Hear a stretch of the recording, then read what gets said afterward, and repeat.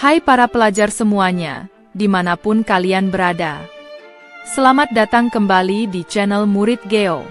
Channel yang akan membawa kalian menjelajahi negara-negara di dunia satu persatu, dengan cara yang seru dan edukatif. Hari ini, kita akan membahas sebuah negara kecil di tengah Laut Mediterania, tapi punya sejarah panjang dan strategis dalam peradaban dunia. Inilah Malta, negeri kepulauan yang kaya akan warisan sejarah, budaya, dan keindahan alamnya. Meski luasnya hanya sekitar 316 km persegi, Malta sudah dihuni sejak ribuan tahun lalu. Di sini, kita bisa menemukan situs prasejarah yang bahkan lebih tua dari piramida Mesir, seperti kuil Megalithicum Hagar Kim dan Najdra. Bukti bahwa Malta pernah menjadi pusat peradaban kuno yang menakjubkan. Selain itu, letaknya yang strategis di jalur perdagangan Mediterania membuat Malta sering jadi rebutan bangsa-bangsa besar, mulai dari Fenisia, Romawi, Arab, hingga Ksatria Hospitaler. Tak heran, arsitektur dan budayanya sangat beragam, mencerminkan campuran pengaruh dari berbagai peradaban besar dunia. Malta juga dikenal dengan benteng-benteng kokoh dan kota bersejarah seperti Valletta, ibu kotanya yang kini menjadi situs warisan dunia UNESCO. Di balik dinding kota tua ini, tersimpan cerita heroik tentang perang, perdagangan, dan juga persilangan budaya yang unik. Jangan lupa, selain sejarahnya, Malta juga memanjakan mata dengan laut biru jernih, pantai indah, hingga Blue Lagoon yang menawan. Tak heran kalau pariwisata jadi salah satu tulang punggung ekonomi negara ini. Jadi, para pelajar, siapkah kalian mengenal lebih dekat negeri kepulauan kecil yang menyimpan sejarah besar dan pesona alam luar biasa ini? Mari kita jelajahi bersama, Malta, mutiara kecil di Laut Mediterania. Selamat menyimak dan stay tune ya!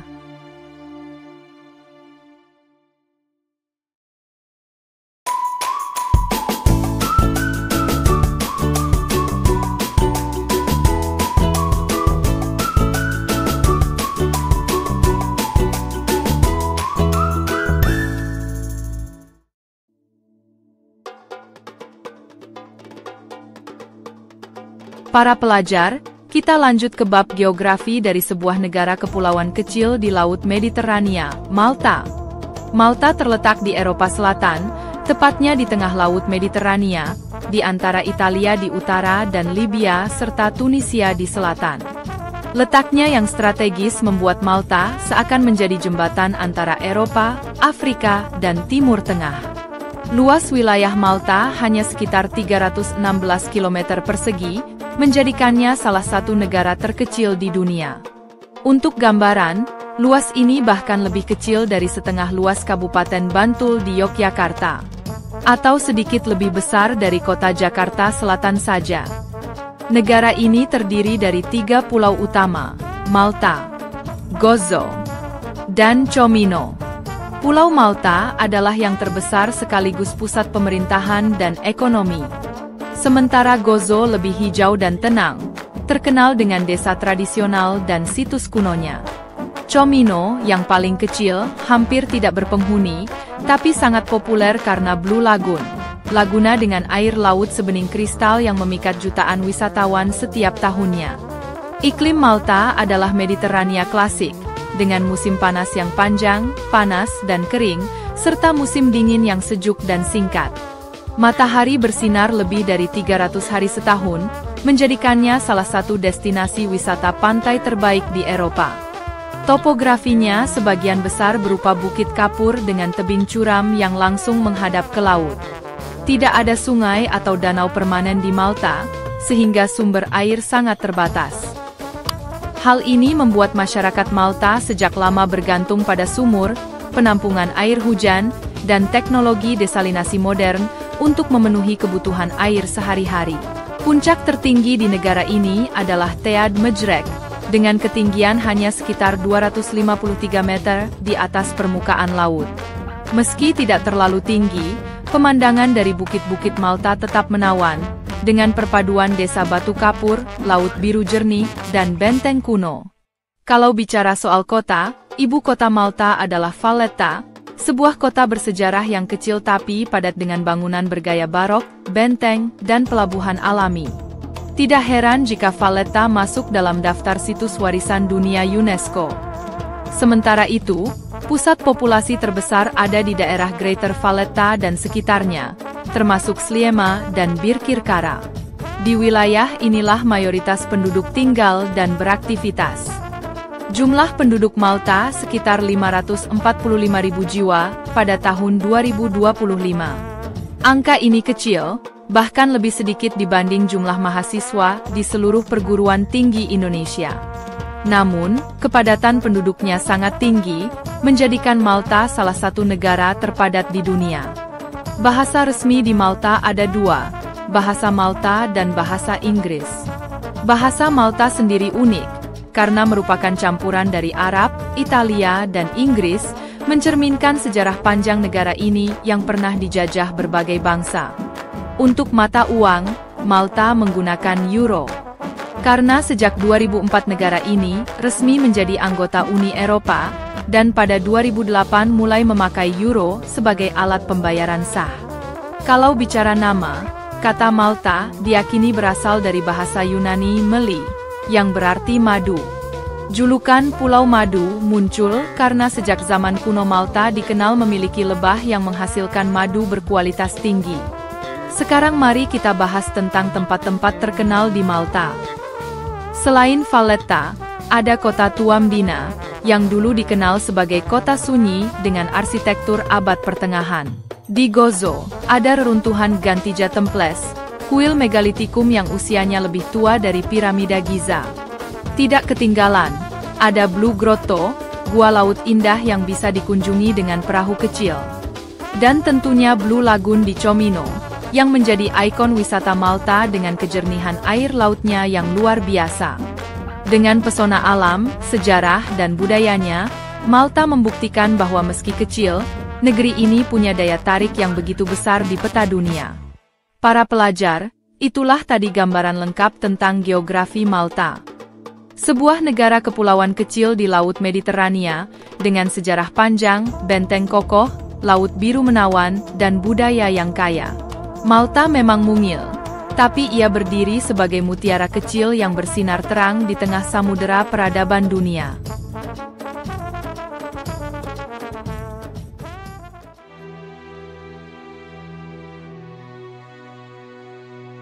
Para pelajar, sekarang kita masuk ke bab sejarah Malta.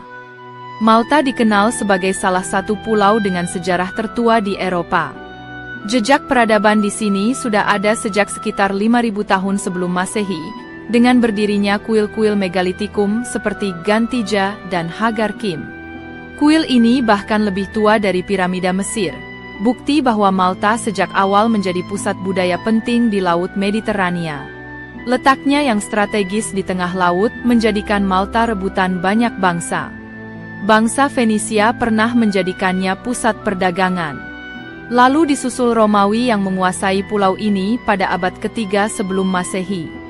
Setelah Romawi runtuh, Malta sempat dikuasai Bizantium. Lalu masuk ke tangan Arab Muslim pada abad ke-9. Dari Arab inilah bahasa, pertanian, hingga sebagian budaya Malta banyak dipengaruhi. Kemudian, pada abad ke-11, Normandia dari Sisilia menaklukkan Malta, dan sejak itu pulau ini berada dalam orbit kekuasaan Eropa Katolik. Namun babak baru paling terkenal datang pada tahun 1530, ketika ksatria Hospitaller, atau yang kita kenal sebagai Knights of St. John, diberikan Malta oleh Kaisar Charles V. Ksatria ini membangun benteng, rumah sakit, dan menjadikan Malta markas mereka. Pertarungan terbesar mereka terjadi pada pengepungan besar tahun 1565, ketika armada Kesultanan Ottoman berusaha menaklukkan Malta. Meski jumlah mereka sedikit, ksatria bersama rakyat Malta berhasil bertahan. Sejak saat itu, Malta dianggap sebagai benteng pertahanan Kristen di Mediterania. Namun, pada akhir abad ke-18, kekuasaan ksatria runtuh ketika Napoleon Bonaparte menaklukkan Malta dalam perjalanannya ke Mesir tahun 1798. Rakyat Malta tidak puas dengan pemerintahan Prancis, lalu meminta bantuan Inggris. Akhirnya pada tahun 1814, Malta resmi menjadi koloni Britania Raya melalui Traktat Paris. Di bawah Inggris, Malta menjadi pangkalan militer strategis, terutama selama Perang Dunia Kedua, ketika pulau ini dibombardir habis-habisan oleh Jerman dan Italia. Meski menderita, keberanian rakyat Malta membuat mereka dianugerahi George Cross, penghargaan tertinggi dari Kerajaan Inggris yang hingga kini masih terpampang di bendera nasional Malta. Akhirnya, setelah perjuangan panjang, Malta meraih kemerdekaan pada tahun 1964. Menjadi republik pada 1974, dan bergabung dengan Uni Eropa pada tahun 2004. Hari ini, Malta berdiri sebagai negara kepulauan kecil dengan identitas yang kuat, warisan dari berlapis-lapis sejarah panjang yang membentuk budaya, bahasa, dan jiwanya hingga sekarang.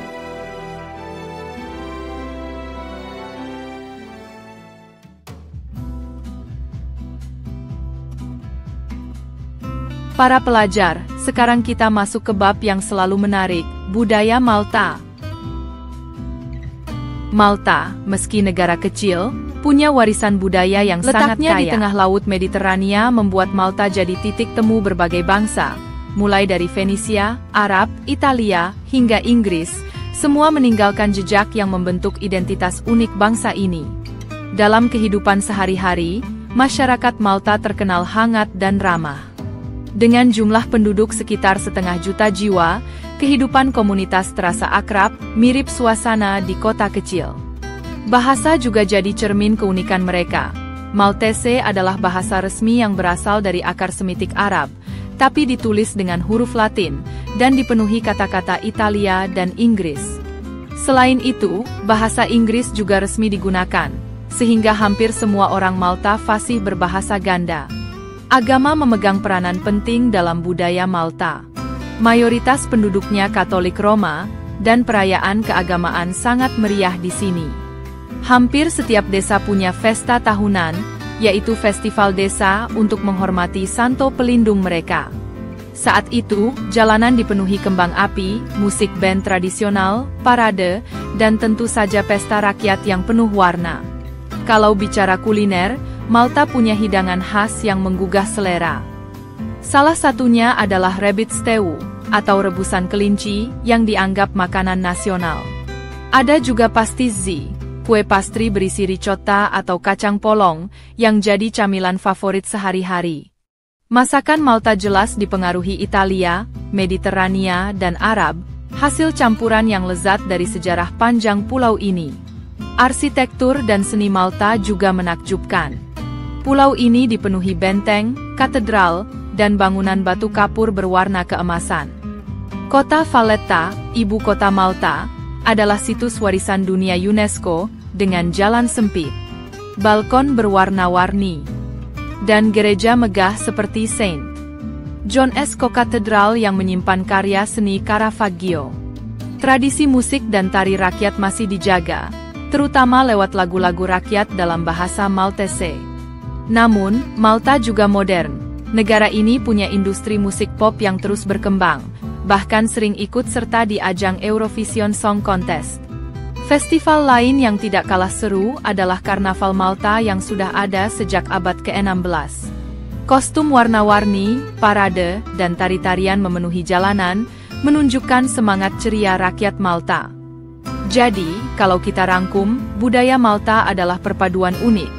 Warisan Katolik yang kuat, bahasa campuran yang khas, kuliner yang lezat, arsitektur bersejarah yang menawan, serta festival-festival penuh semangat yang menggambarkan identitas mereka.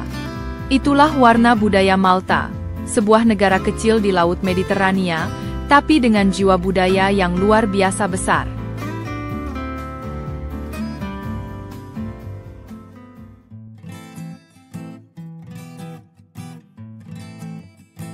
Para pelajar, sekarang kita masuk ke bab politik Malta. Malta adalah sebuah republik parlementer dengan sistem demokrasi yang cukup stabil di kawasan Mediterania.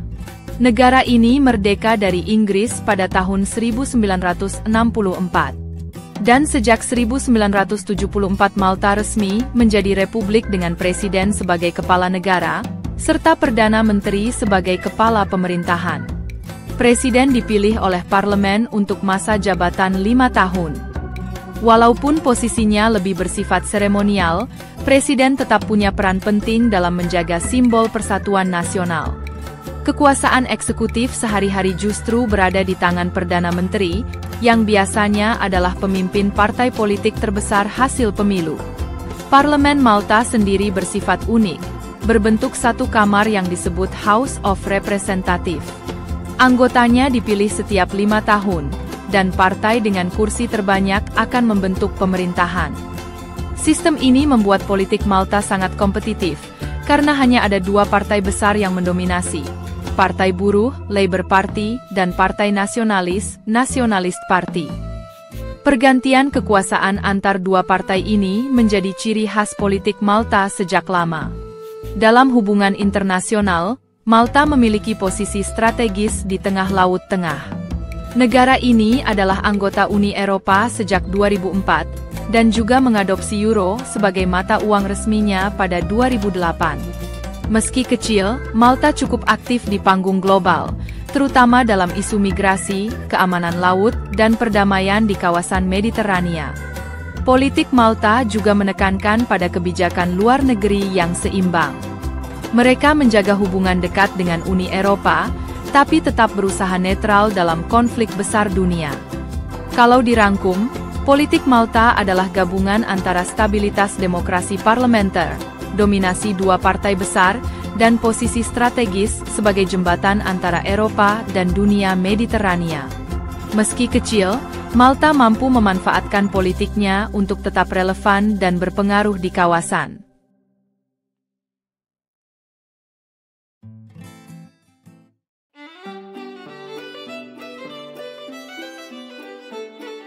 Nah para pelajar semuanya, dimanapun kalian berada. Itulah tadi penjelasan mengenai Malta, sebuah negara kecil di tengah Laut Mediterania yang kaya dengan sejarah, budaya, dan peran strategis. Malta bukan hanya sekadar pulau yang indah dengan laut biru dan pantai menawan. Lebih dari itu, Malta adalah saksi perjalanan panjang peradaban dunia. Dari bangsa Fenisia, Romawi, Arab, hingga ksatria St. John, semua pernah meninggalkan jejak di tanah ini. Negara ini mengajarkan kita bahwa ukuran tidak selalu menentukan pengaruh. Dengan luas wilayah kecil, Malta justru menjadi pusat persinggahan kapal, jalur dagang, dan medan penting dalam sejarah Eropa maupun dunia. Politiknya stabil, budayanya unik, dan identitasnya terbentuk dari perpaduan timur dan barat. Dari bahasa yang menggabungkan unsur Arab dan Italia, sampai festival religius Katolik yang meriah, semua menjadi bagian dari kekuatan jati diri bangsa Malta. Dan yang menarik, meski negara ini kecil, Malta mampu berdiri tegak di tengah tantangan global. Mereka aktif di Uni Eropa, menjaga kedaulatan, sekaligus tetap memegang peran sebagai jembatan peradaban di Laut Tengah. Para pelajar, Malta memberi kita pelajaran penting, bahwa meski kecil secara geografis, sebuah bangsa bisa besar lewat sejarah, budaya, dan semangatnya untuk terus relevan di dunia modern. Terima kasih sudah menyaksikan episode Malta bersama Murid Geo. Jangan lupa untuk like, share, dan subscribe agar kita bisa terus menjelajahi dunia bersama. Sampai jumpa di episode berikutnya. Kenali, cintai, dan jelajahi dunia.